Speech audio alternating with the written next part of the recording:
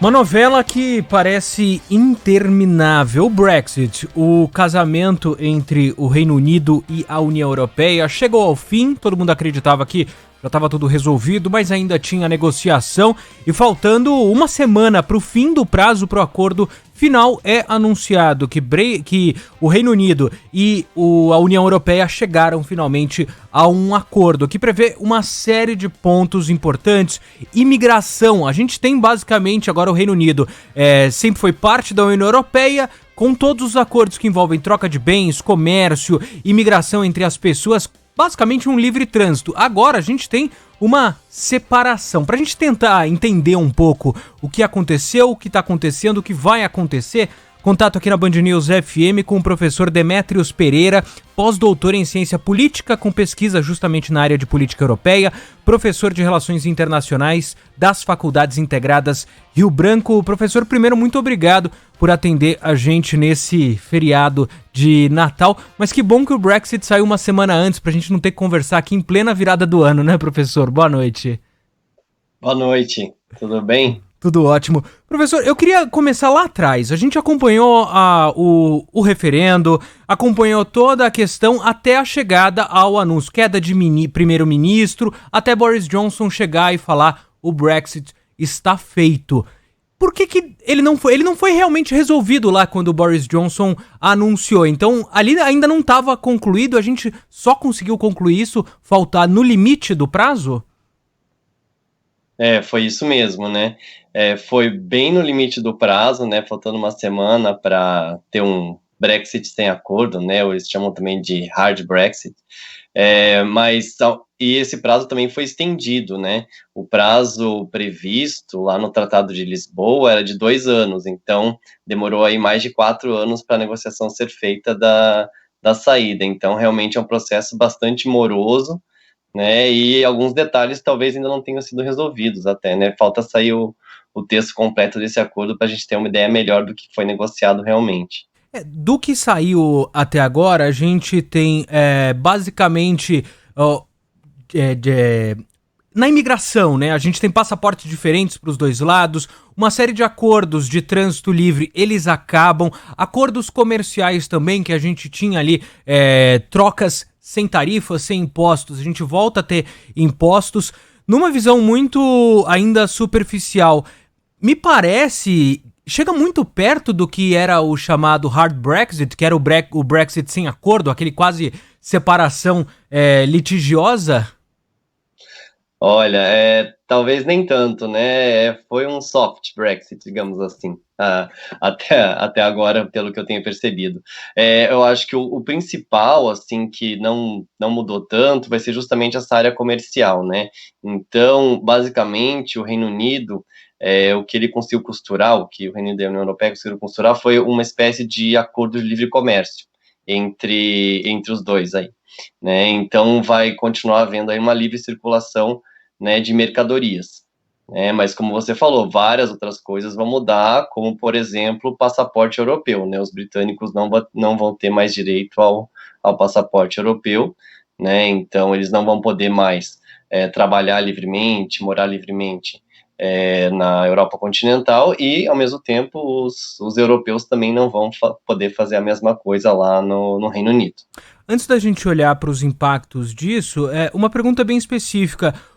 Com esse novo acordo, em breve, um brasileiro que quer entrar, quer fazer aquela famosa viagem mochilão, né? Quer fazer Reino Unido, Itália, Espanha, vai ter que obter ali o passaporte, com o passaporte, uma autorização para o Reino Unido, outra para a União Europeia. São duas questões completamente diferentes?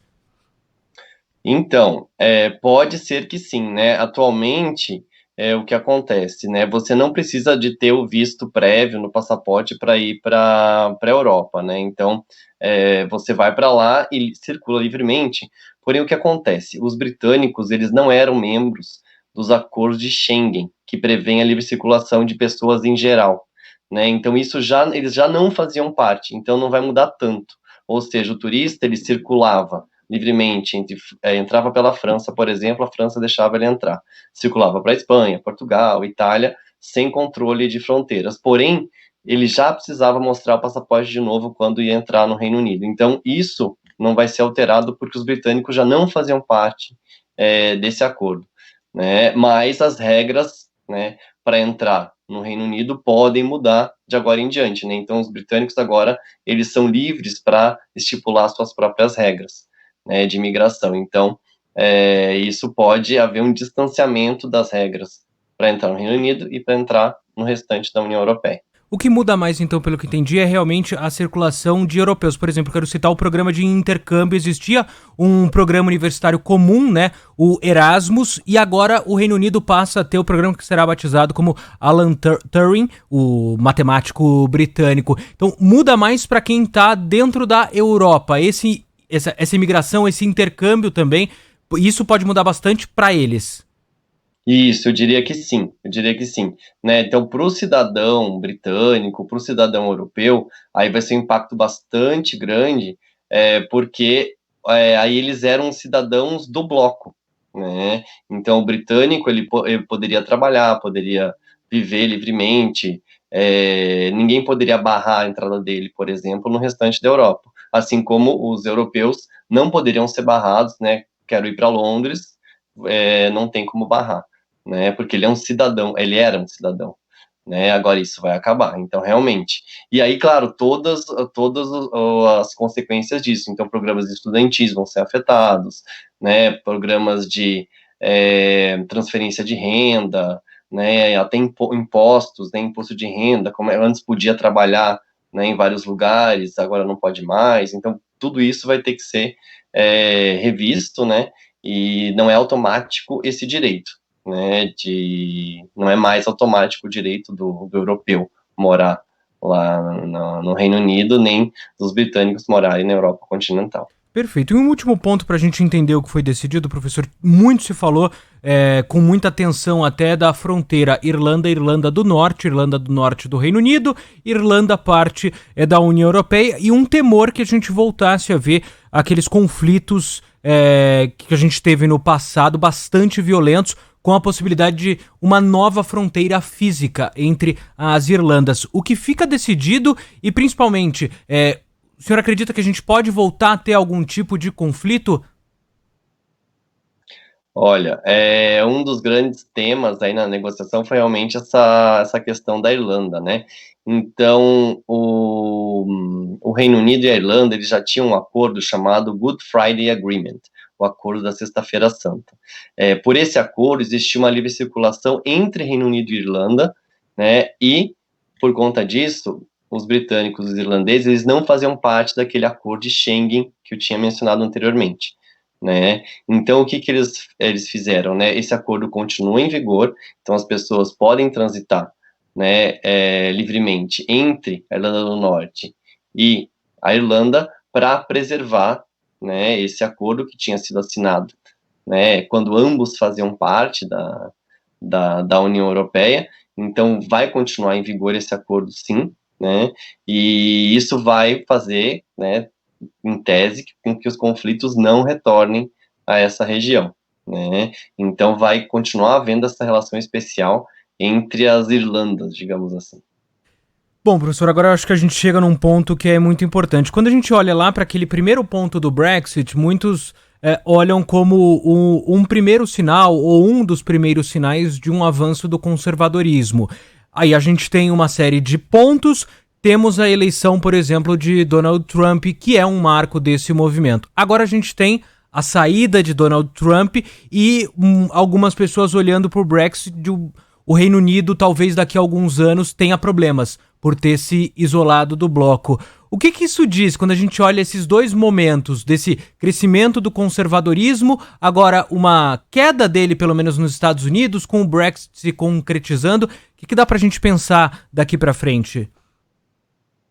Olha, a União Europeia deixou as portas abertas para os britânicos retornarem, né? Então, nada impede que o Reino Unido volte a ser membro da União Europeia. Claro que tem as complicações todas, né? Mas o governo conservador, né, continua lá, né? Então foi um governo conservador que propôs o plebiscito, depois veio, né, o David Cameron, depois Theresa May, depois Boris Johnson, ou seja, o conservadorismo, pelo menos lá no Reino Unido, continua, né, bastante forte, né, então não parece ter sofrido, né, consequências. É claro, né, essa questão, né, do Trump ter perdido as eleições pode vir a afetar, né, esse conservadorismo, né, uma ação externa, né, mas por enquanto, pelo menos ali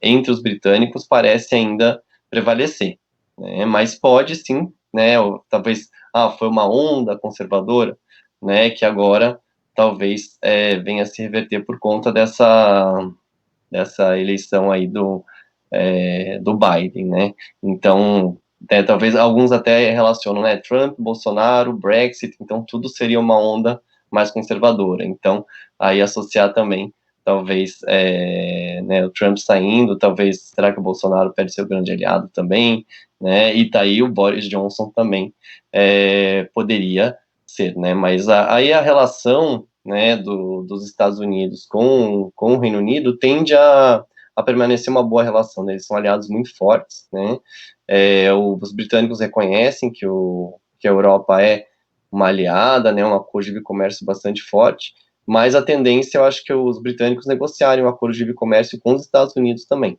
muito em breve, né, então seria aí uma tendência e não parece que o governo conservador vá se enfraquecer tão cedo.